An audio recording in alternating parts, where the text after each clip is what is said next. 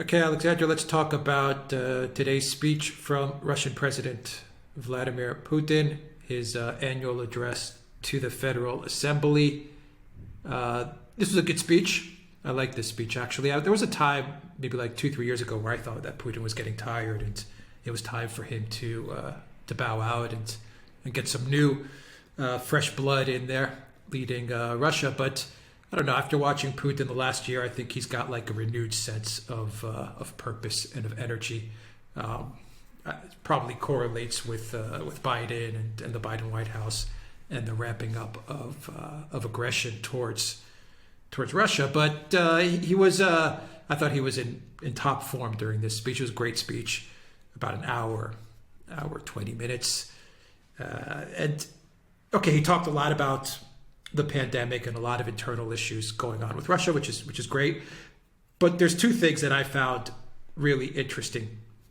One is that he focused on tradition, the Russian culture, Russian tradition, Russian family, the need for Russians to have family, to grow their population by having families, the need to preserve their religion and all of the religions across Russia, the need to respect the country, the culture, everything about Russia. He really talked about that, which was refreshing to hear. Very refreshing to hear. The second part was towards the end of the speech, way towards the end. He dedicated about 10 minutes to foreign policy. So there really wasn't much foreign policy in this, but he did dedicate about 10 minutes. And he talked about how the West is pretty much, I'll paraphrase what he said, is the West is coming after Russia. And they pretty much blame Russia for everything. And he said that, if the West continues, well, it's going to be met with a very heavy response. In other words, Russia is not going to just sit there and take this all the time. And he likened it to, a tiger being attacked constantly by hyenas. And I thought that's a very good description of what's going on, because many of these leaders in the EU and definitely, let's say, the Biden White House do kind of remind me very much of like hyenas that are constantly nipping at your heels trying to take you down.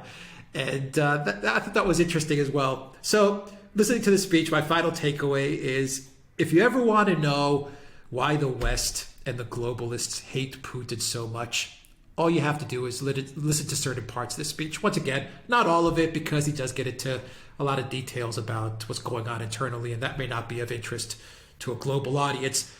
But when he does stray away from a lot of the global issues and talk about more universal, a lot of the internal issues, and starts talking about more universal issues, then you understand why they hate him so much, because everything he says is the antithesis of the Western neoliberal globalist agenda. I mean, the antithesis. I completely agree. Now, can I just say, I think that you're absolutely right. He does look re-energized. I think the reason for that, by the way, is that 2020 was supposed to be the year that Russia was able to move forward with its major infrastructure program, which is very different, by the way, can I just say, from the infrastructure program that the US has unveiled. I mean, it's a much, much more thought through program, building roads, building bridges, investing very heavily in education, investing very heavily in healthcare. And I think that it took them a very long time to get themselves into a position when they were ready to do that. Then the pandemic came, then that was put on hold for a year. Then it turned out that the economic numbers for Russia turned out quite well. They didn't actually spend anywhere near as much money as I think they thought they would do. The recession turned out to be much smaller than they expected. The savings that actually grew. So they're in a better position to do all of that. And if you follow the speech, most of it, much of it, was ultimately about that. And that, to be very clear, is going to drive up growth. I mean, the growth is going to get higher in Russia over the next couple of years, something which I think many people in the West don't expect, but we're definitely going to see it. And I think that partly explains why it's given him this renewed confidence. Now, that brings us to these other points that you were making. This focus on Russian spirituality, on the need for Russia to be Russian, for the idea of a distinct identity and culture within Russia. That, of course, reflects an awful lot of what Russians have been talking about. So it represents a change of feeling within Russia, that they no longer feel that they must follow what the West does all the time, that they shouldn't need only to integrate in the West, that they're able to take an anti-globalization point of view. All of that true, but it also shows a much greater sense of self-confidence, the feeling that they are now able to talk openly in this way, where 10 years ago they might have been more concerned about doing that because they were worried then about the reaction from the West. And the reason they're feeling more confident is because of the things that Putin said at the end of his speech about all the various things that Russia has now sorted itself out. Its financial system is in far better shape than it was. It's no longer, vulnerable to Western sanctions as it used to be, so it can go ahead with its infrastructure program. It can talk about Russia for Russians and culture and growing the country and developing families and do all of these things because the West no longer has the means to leverage Russia in the way that it once did. And for me, perhaps because foreign policy is something that I take a great deal of interest in, the most interesting passage of all was when Putin started to talk about Russia having red lines. Now, he's never used that language before. He talked about, hyenas coming after the tiger, which, by the way, is a reference to Kipling, the British poet. But the point about Russia having red lines is something that the Russians have never spelled out quite so openly before. We know that in private, they used to tell the West that, if it does various things, if it, brings Ukraine into NATO, for example, the Russians would act. But now they're starting to talk about this openly. They're admitting publicly that they have red lines. And Putin went on to say that if those red lines are broken, Russia will react toughly. In other words, that where we previously had a situation where the Russians talked about the West as their partners and absorbed all the blows and had to go on sorting themselves out, they no longer feel that they have to do that. They are in a position to become much more assertive than they once were. And Putin made some very harsh comments about the West. He talked, as you said correctly, he compared them to jackals and hyenas. And he also went into great detail about this plot that he says happened against Lukashenko and the way in which there was this attempt to assassinate Lukashenko and to stage a coup in Belarus. And he's starting to flesh out the details about that also. By the way, it's starting to look as if we're going to get an awful lot more information about that. And that may be something we need to unpack and analyze, because it's starting to look as if it may have a lot more substance than appeared to be the case when we discussed it before. But the point is, he focused very heavily on this. He was saying, these are the people the West are. We are different. We are Russians. We have our own culture. We don't want to be submerged in their globalist thing. We have our own projects. We're able to go ahead and do all these tremendous projects with education, infrastructure, healthcare, whatever. But at the same time, if the West crosses our red lines, we're not going to be as we were before, passively accepting it. We're going to push back, and we're going to push back very hard and in a way that the West will notice and which will hurt them. And that is different. That's not something the Russians were saying before. So they're becoming more confident and much more assertive. Yeah, the quote is if someone perceives our goodwill as indifference or weakness and is prepared to completely burn or even blow up those bridges, Russia's response will be asymmetrical, speedy, and tough. That's what Putin warned. As he was giving his speech regarding Belarus, he said one can evaluate former president of Ukraine, Viktor Yanukovych, or President Nicolas Maduro of Venezuela, however one likes. One can have any point of view regarding the policies of Belarusian President Alexander Grigorovich Lukashenko, but the practice of organizing coups and attempts to organize assassinations of heads of states is just too much. All boundaries have been crossed. These are direct quotes from Putin.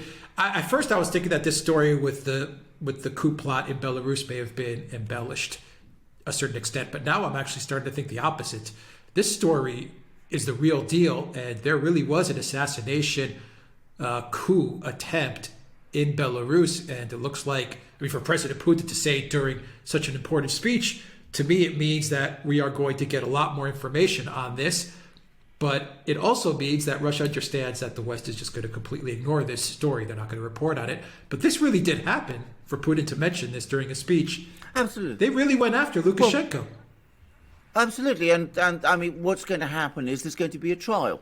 So bear that in mind, because a lot of people have been rounded up, and there's going to be a trial, and it's going to be exposed. This is quite a big thing. I mean, this is huge. Now, I come back to something I said in a program recently. We had the movement of the troops to Ukraine. We had the warships that were going to go to the Black Sea. We had the sanctions being unrolled, and now it seems that we had an attempt to launch a coup in Belarus. Or at least that's what Putin is saying. All happening at around the same time. It does seem to me very much as if there was a concerted attempt by someone to do all sorts of things. And the sudden comments that are coming out of Washington, what the president said the other day, in his press conference, the US President Biden said in his press conference about, needing to have a predictable and stable relationship and all of that, all these expressions of dismay and alarm in Western capitals, one can understand them better if it is, as it is starting to look, as if a major offensive, which involved multiple actions in Ukraine, in Belarus, in Russia itself with the sanctions and the Navalny protests, if all that has unraveled as spectacularly as it seems it has. So we are beginning to see some of the pieces starting to fall in the international situation, and some explanations for some of the events that took place over the last few weeks. They're beginning to come into more focus. But anyway, I come back to what I was saying. The Russians are now absolutely clear they're going to take a very tough line with the West. They're prepared to do it in a way that they were not prepared to do it before. Yeah, I think it's crystal clear now that there was some sort of idea hatched in the U.S. government, maybe in Brussels as well, that they would create this multi-pronged attack against Russia, probably in order to take down the government of Putin. And it's very, very clear now. You talked about Biden. You also have Zelensky coming out with a statement that he wants to invite Putin to meet in the east of Ukraine. And I think that's also a way to try and figure out a solution to this terrible decision that they took by launching this multi-pronged attack to try and take out Putin, which the Putin government, at least. That's the way it's looking. Take out Belarus, start a war in East Ukraine, Navalny, Nord Stream 2, all these things. They wanted to create some sort of perfect storm. And now you have Biden and Zelensky, and they're all trying to figure out ways to walk everything back.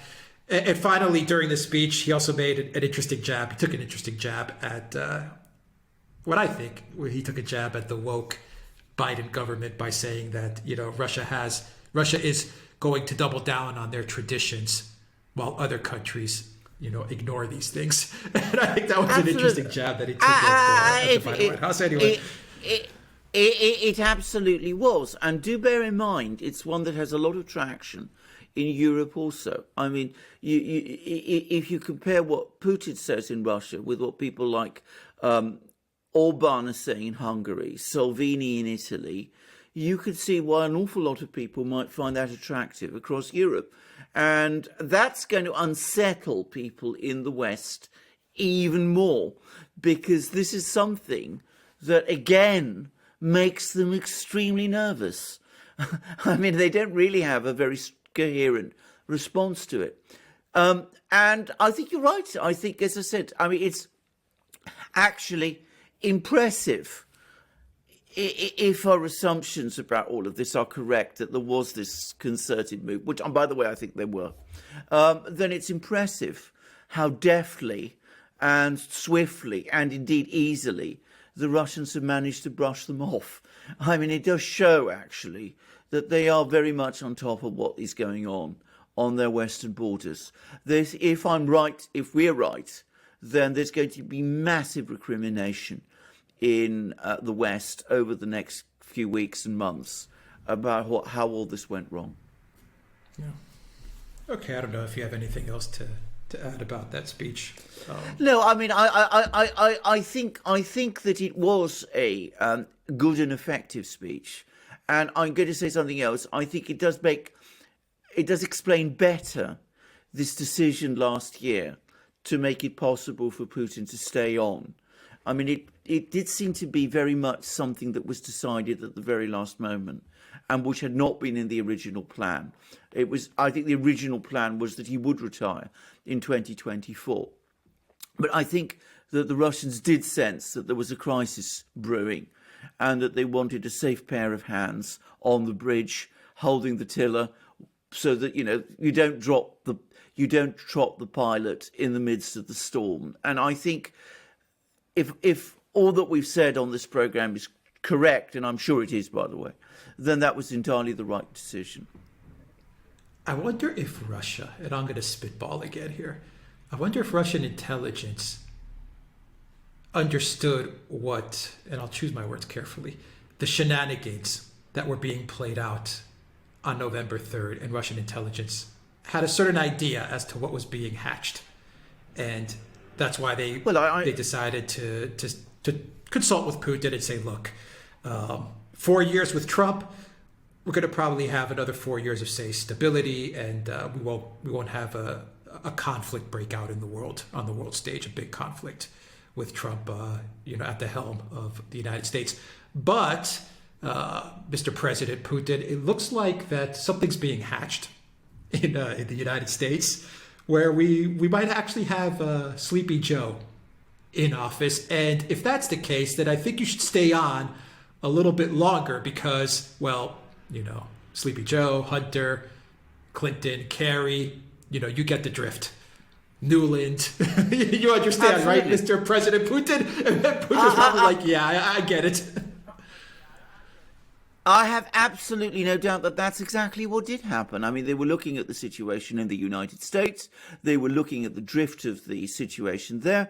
They were looking at the drift of the situation in Europe. They have obviously a very, very extensive system of assembling data. And beyond that, they have brilliant analysts. And remember, they have far more information than we have because of the way in which they're able to collect information. So I have no doubt at all that they could see the shape of things to come. And they prepared for it. And that's where we are now. I think, as I said, there was this big attempt at the start of this year. And it's looking increasingly as if it failed completely. And can I repeat again, we are going to get a trial in Minsk within the next few months, probably. All sorts of people have been rounded up there, all the various plotters. So I think a huge amount of evidence is going to come pouring out. And it's going to make it all but impossible, in my opinion, for any further attempt to pursue any regime change policies in Belarus to take place anytime soon. And Belarus is going to drift even closer towards Russia. Mm-hmm. Yeah, absolutely. Final thoughts about the optics of the speech. In other words, it was always nice watching. I always enjoyed watching Trump speak. aside that, I thought his speeches were very entertaining. You did see a leader speak. I mean, he was assertive. He knew what he was saying. He laid out his vision. And he was entertaining on top of it. I mean, I can't remember ever, spending 3 hours to watch a president, give a speech. But with Trump, I would do it. Watching Putin speak is, once again, you understand why he is where he is. Once again, assertive, a leader, very professional, a fantastic speaker. Yes. And then you default to like a Harris or a Biden, and I mean, it's just it's like watching paint dry. I mean, it's absolutely. I mean, it's unbearable. Absolutely. I mean, can I just say, Putin and Trump had completely different styles of speaking, but in both cases, you could see that the person who was speaking knew what they were doing and what they were saying. I mean, they had a clear idea of what they wanted to say. In Putin's case, his speeches are extremely structured.